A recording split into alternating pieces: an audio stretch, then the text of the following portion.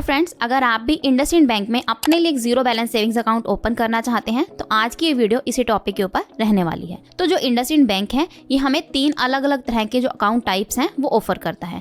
First है हमारे पास इंडसइंड का डिलाइट सेविंग्स अकाउंट, सेकंड है हमारे पास इंडसइंड का मल्टीप्लायर मैक्स सेविंग्स अकाउंट और जो थर्ड है वो है हमारे पास इंडसइंड का सिलेक्ट सेविंग्स अकाउंट। तो यहाँ पर जो जीरो बैलेंस बैंक अकाउंट है वो हमारे पास डिलाइट सेविंग्स अकाउंट है। तो बाकी जो मल्टीप्लायर एमएफ अकाउंट है और जो सिलेक्ट सेविंग्स अकाउंट है ये दोनों क्या है, जीरो बैलेंस सेविंग्स अकाउंट की फैसिलिटी प्रोवाइड नहीं करते हैं। इन दोनों में हमें जो यहाँ पर सिलेक्ट सेविंग्स अकाउंट है इसमें आपको एवरेज जो मंथली बैलेंस मेंटेन करना होता है वो 50,000 मेंटेन करना होता है। और अगर जो मल्टीप्लायर मैक्स सेविंग्स अकाउंट की अगर हम बात करें तो यहाँ पर आपको जो एवरेज मंथली बैलेंस है वो 1 लाख रुपीज़ मेंटेन करना होता है।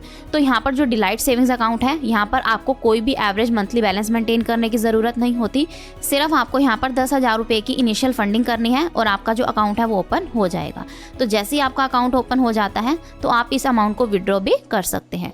तो इसलिए इस वीडियो में हम जो इंडसइंड बैंक का डिलाइट सेविंग्स अकाउंट है उसके बारे में कंप्लीट डिस्कस करेंगे। तो यहाँ लिंक देने का मेरा जो मेन मकसद है वो यही है कि आप गलती से भी जो मल्टीप्लायर मैक्स सेविंग्स अकाउंट है और सिलेक्ट सेविंग्स अकाउंट है आप उसकी तरफ ना जाओ। आप यहाँ पर अगर zero balance savings account open करना चाहते हैं तो आप यहाँ पर जो इंडसइंड बैंक का डिलाइट सेविंग्स अकाउंट है वही आप यहाँ पर ओपन करो। तो जैसे ही आप उस लिंक पर क्लिक करोगे तो कुछ इस टाइप का इंटरफेस आपको शो होगा। तो सबसे पहले यहाँ पर आपने अपना मोबाइल नंबर एंटर करना है। तो मोबाइल नंबर एंटर करने के बाद नीचे आपका वही सेम अकाउंट नंबर बन जाएगा। बस यहाँ पर जो डिफरेंस रहेगा वो यही रहेगा कि आपके मोबाइल नंबर के आगे 91 है यानी कि आपका कंट्री कोड मेंशन है और आपके जो अकाउंट नंबर है उसके आगे 15 है। बाकी आपका जो अकाउंट नंबर है वो सेम आपका जो मोबाइल नंबर है वही रहेगा। तो इससे आपको क्या बेनिफिट रहेगा कि कई बार क्या होता है कि आपको आपका अकाउंट नंबर याद नहीं होता, तो आप यहाँ पर अपने मोबाइल नंबर के थ्रू आप जो अपना अकाउंट नंबर है वो याद कर सकते हैं। तो देन हमने यहाँ पर टर्म्स एंड कंडीशन से रिलेटेड जो चेकबॉक्स है उसको सिलेक्ट करना है और कंटिन्यू के ऑप्शन पर क्लिक करना है। तो इतना करने के बाद हमारे मोबाइल नंबर पर वेरिफिकेशन के लिए एक OTP सेंड किया जाएगा। तो हमने वो सेम OTP एंटर करना है और वेरीफाई के ऑप्शन पर क्लिक करना है। अब नेक्स्ट पेज पर हमने अपनी आधार कार्ड की और पैन कार्ड की डिटेल्स को वेरीफाई करना है। तो सबसे पहले हमने अपना आधार नंबर एंटर करना है, देन पैन नंबर एंटर करना है, चेकबॉक्स को सिलेक्ट करना है और सेंड वेरिफिकेशन OTP के ऑप्शन पर क्लिक करना है।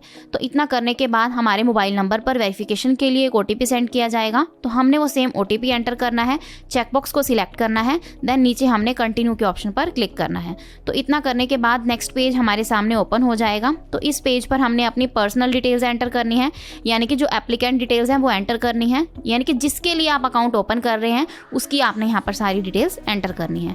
तो सबसे पहले आपने उसकी ईमेल आईडी एंटर करनी है, देन मैरिटल स्टेटस सिलेक्ट करना है। अगर शादी हुई है तो मैरिड सिलेक्ट करोगे, अगर शादी नहीं हुई तो आप यहाँ पर सिंगल सिलेक्ट करोगे। मदर नेम एंटर करोगे, फादर नेम एंटर करोगे, अगर मैरिड हैं तो स्पाउस नेम एंटर करोगे।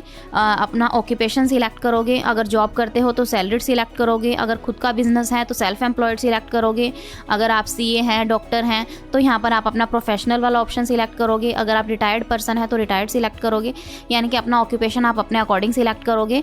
देन हमने अपना लाइन ऑफ बिजनेस सिलेक्ट करना है कि मैन्युफैक्चरिंग का बिजनेस है, रियल एस्टेट है, ट्रेडर हो, एग्रीकल्चरल हो, रिटेलर हो, सर्विस प्रोवाइडर हो, तो ये आप अपने अकॉर्डिंग सिलेक्ट करोगे। देन आपने अपनी ग्रोस मंथली इनकम सिलेक्ट करनी है। देन हमारा यहाँ पर जो परमानेंट एड्रेस है वो हमें यहाँ पर शो होगा, मीन्स यहाँ पर आपके आधार कार्ड से आपका जो एड्रेस है वो फैच होकर आपको यहाँ पर शो हो जाएगा। तो अगर आपका जो एड्रेस है वो अलग है, यानी कि आपका जो आधार कार्ड वाला एड्रेस है वो अलग है और आप जॉब कहीं और कर रहे हैं, यानी कि आपने अपने आधार कार्ड में अपना जो जॉब वाला यानी कि जिस शहर में आप जॉब कर रहे हैं वो अपडेट नहीं करवाया है, तो आपको अपना जो एड्रेस है वो अपडेट करना होगा, क्योंकि जहाँ पर बैठ के हम अकाउंट ओपन कर रहे हैं हमें जो वेलकम किट रिसीव होगी वो उसी शहर में होगी। तो इसलिए हमने यहाँ पर अपना जो करंट एड्रेस है वो यहाँ पर मेंशन करना है। अगर आपका आधार कार्ड वाला एड्रेस और यहाँ पर जो करंट एड्रेस है वो दोनों सेम है तो आपको कोई चेंज करने की ज़रूरत नहीं है, बट अगर डिफरेंट है तो आपको अपना जो करंट एड्रेस है वो यहाँ पर मेंशन करना होगा। तो आपने यहाँ पर my current address is different from Aadhaar address, तो इस चेकबॉक्स को सिलेक्ट करना है, अदरवाइज आपने इस चेकबॉक्स को सिलेक्ट नहीं करना है। तो हमारे केस में हमारा जो एड्रेस है वो सेम ही था तो इसलिए हमने इस चेकबॉक्स को सिलेक्ट नहीं किया है। तो अब हमने नीचे अपनी जो नॉमिनी डिटेल्स हैं वो एंटर करनी है। तो नॉमिनी क्या होता है कि जब भी आप किसी बैंक में अपना अकाउंट ओपन करते हैं तो बैंक वाले आपको क्या बोलते हैं कि आप यहाँ पर अपनी नॉमिनी डिटेल्स ऐड करो। तो नॉमिनी मीन्स आप अपने किसी भी फ्रेंड फैमिली मेम्बर को की डिटेल्स आप दे सकते हैं, क्योंकि in case of any mishappening to account holder, यानी कि अगर अकाउंट होल्डर के साथ कोई मिस हैपनिंग हो जाती है, उसको कुछ हो जाता है, तो उसके अकाउंट में जितना भी पैसा है वो उसके नॉमिनी को ट्रांसफ़र कर दिया जाता है। तो इस केस में बैंक आपसे कोई सवाल जवाब नहीं पूछेगा, बस जो उसका नॉमिनी है उसको वो उतनी अमाउंट ट्रांसफ़र कर देता है। तो इसलिए नॉमिनी ऐड करना यहाँ पर ज़रूरी होता है। तो आपने यहाँ पर क्या करना है, नॉमिनी डिटेल्स एंटर करनी है। तो अगर आप अभी नहीं ऐड करना चाहते तो आपने इस चेकबॉक्स को सिलेक्ट नहीं करना है, बट अगर आप नॉमिनी डिटेल्स अभी से ऐड करना चाहते हैं तो आपने I want to add nominee right now इस चेकबॉक्स को सिलेक्ट करना है और नॉमिनी डिटेल्स एंटर करनी है। तो सबसे पहले हमने नॉमिनी का फुल नेम एंटर करना है, आपका उसके साथ क्या रिलेशन है, आप फादर है मदर है, वो सारा आप अपने अकॉर्डिंग सिलेक्ट करोगे। देन आपने नॉमिनी की डेट ऑफ बर्थ एंटर करनी है। तो ये सारी डिटेल्स एंटर करने के बाद अब हमने यहाँ पर एडिशनल डिटेल्स एंटर करनी है। सबसे पहले हमसे पूछा गया है आर यू डिफरेंशियली एबल्ड, यानी कि आपको कोई शारीरिक परेशानी है, यानी कि कोई भी आपको बीमारी है या कुछ है, तो आप यस वाला ऑप्शन सिलेक्ट करोगे, अदरवाइज आपने यहाँ पर नो वाला ऑप्शन ही सिलेक्ट करना है। देन हमसे यहाँ पर पूछा गया है are you a tax resident of any other country other than India, तो अगर आप इंडिया के अलावा किसी दूसरी कंट्री में भी टैक्स पे करते हैं तो यस सिलेक्ट करोगे, अदरवाइज आपने यहाँ पर नो सिलेक्ट करना है। देन हमसे यहाँ पर पूछा गया है are you a publicly exposed person, यानी कि आप किसी पॉलिटिकल पार्टी में इन्वॉल्व हैं, अगर हैं तो यस, अदरवाइज आपने यहाँ पर नो सिलेक्ट करना है। तो अगर चाहे आप पब्लिक पार्टी में किसी में इन्वॉल्व हैं भी, तब भी आपने क्या करना है, यहाँ पर नो वाला ऑप्शन ही सिलेक्ट करना है, क्योंकि अगर आप यहाँ पर यस वाला ऑप्शन सिलेक्ट करोगे तो आपका जो अकाउंट है वो ओपन नहीं होगा। तो इसके लिए आपको क्या करना पड़ेगा, आपको इंडसइंड बैंक की ब्रांच विजिट करना होगा, तभी आपका अकाउंट ओपन होगा, यानी कि आप ऑनलाइन खुद से अपना जो अकाउंट है वो ओपन यहाँ पर नहीं कर पाओगे। तो इसलिए हमने यहाँ पर क्या करना है, अपने अकॉर्डिंग ही ऑप्शन सिलेक्ट करना है। देन हमसे यहाँ पर पूछा गया है do you want to receive direct benefit transfer of government social welfare scheme in this account. तो यहाँ पर डीबीटी क्या होता है, डायरेक्ट बेनिफिट ट्रांसफर क्या होता है कि अगर आप किसी भी गवर्नमेंट स्कीम का कोई बेनिफिट ले रहे हैं और वो आप पहले किसी और अकाउंट में ले रहे हैं, बट अब आप इस अकाउंट में लेना चाहते हैं, तो आपने यहाँ पर क्या करना है, यस वाला ऑप्शन सिलेक्ट करना है, अदरवाइज आपने यहाँ पर नो वाला ऑप्शन ही सिलेक्ट करना है। तो बेटर यहाँ पर यही रहेगा कि आप जिस अकाउंट में पहले बेनिफिट ले रहे हैं आप उसी में ही रहने दो, क्योंकि अगर आप अब इसमें ट्रांसफ़र करोगे तो कई बार क्या होता है कि आपकी जो पेमेंट्स वगैरह हैं वो कई बार नहीं आती, यानी कि उसमें भी नहीं आती और इसमें भी नहीं आती, तो फिर आपको चेंज करवाने में बहुत ज़्यादा दिक्कत का सामना करना पड़ सकता है। तो इसलिए आपने क्या करना है, जिस जो गवर्नमेंट स्कीम का अगर आप कोई आपकी पेंशन वगैरह आती है तो आप जिस अकाउंट में ले रहे हैं आप उसी में ही रहने देना, यानी कि इसमें आप कोई भी पंगा ना लेना, ताकि आपको कोई दिक्कत का सामना ना करना पड़े। देन हमसे यहाँ पर पूछा गया है do you want to enable Aadhaar enable payment system, यानी कि आप आधार एनेबल पेमेंट सिस्टम को यहाँ पर एनेबल करना चाहते हैं। तो हमने यहाँ पर क्या करना है, नो वाला ऑप्शन ही सिलेक्ट करना है और सेव एंड कंटिन्यू के ऑप्शन पर क्लिक करना है। अब नेक्स्ट पेज पर हमने अपना जो सेविंग्स अकाउंट वेरिएंट है वो हमने यहाँ पर सिलेक्ट करना है।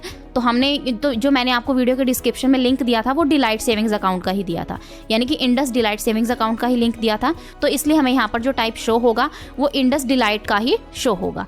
तो हमने यहाँ पर इनिशियल फंडिंग करनी है 10,000 रुपये की। तो जैसे ही हमारा अकाउंट ओपन हो जाता है तो आप 1 मिनट में आप अपना जो पैसा है वो निकलवा सकते हैं, यानी कि कोई ज़रूरी नहीं है कि आपने अपने बैंक अकाउंट में 10,000 ही रखने हैं। ये एकदम से जीरो बैलेंस सेविंग्स अकाउंट है, आपके ऊपर कोई कंपल्शन नहीं है कि आपने एवरेज मंथली बैलेंस मेंटेन करना है या फिर इसमें इतनी अमाउंट डाल के रखनी है, तो ऐसा कुछ भी नहीं है।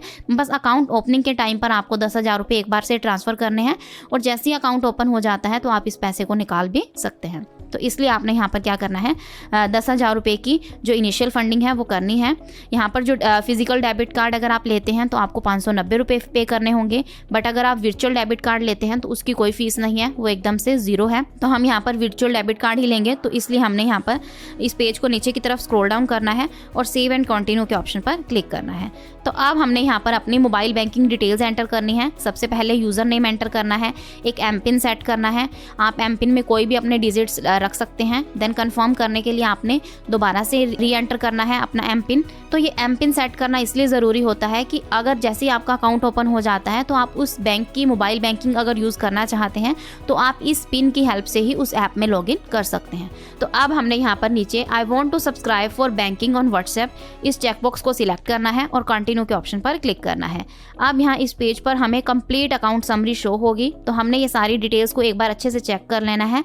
तो अगर आपको लगता है कि सारी डिटेल्स सही हैं तो आपने चेक बॉक्सेस को सिलेक्ट करना है और कंफर्म के ऑप्शन पर क्लिक करना है। तो अब हमें यहाँ पर टर्म्स एंड कंडीशन से रिलेटेड पेज शो होगा। तो यहाँ हमने एक्सेप्ट के ऑप्शन पर क्लिक करना है।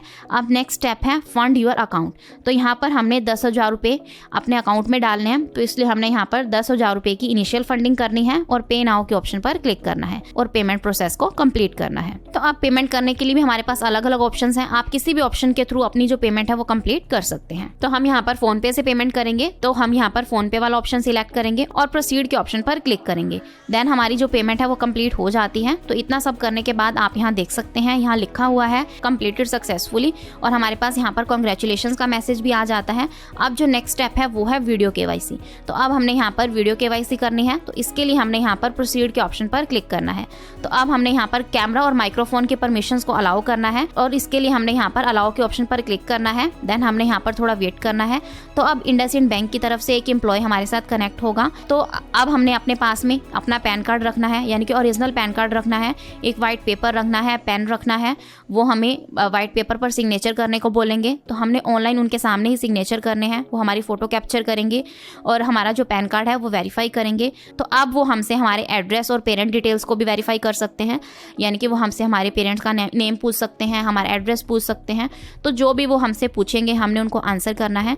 तो इतना सब करने के बाद, यानी कि जैसे ही आपकी जो वीडियो केवाईसी है वो सक्सेसफुली कंप्लीट हो जाती है, तो आपका जो इंडसइंड बैंक में अकाउंट है वो सक्सेसफुली ओपन हो जाएगा। तो जैसे ही जो स्टेप्स मैंने बताए हैं, अगर आप इन स्टेप्स को ऐसे ही फॉलो करते हैं तो आपका जो अकाउंट है वो सक्सेसफुली ओपन हो जाएगा। तो अगर आप ये सारे स्टेप्स ऐसे ही सेम फॉलो करते हैं तो आपका जो अकाउंट है वो सक्सेसफुली ओपन हो जाएगा। तो ये था कंप्लीट कि कैसे आप घर बैठे बैठे इंडसइंड बैंक में अपने लिए zero balance savings account open कर सकते हैं। आई होप आपके सारे डाउट्स क्लियर होंगे। अगर आपको फिर भी कोई डाउट है तो आप कमेंट सेक्शन में पूछ सकते हैं। So this is the end of my video. अगर आपको मेरी वीडियो अच्छी लगी हो तो प्लीज़ मेरी वीडियो को लाइक करें और मेरे चैनल को सब्सक्राइब करें। Thanks for listening and thank you everyone.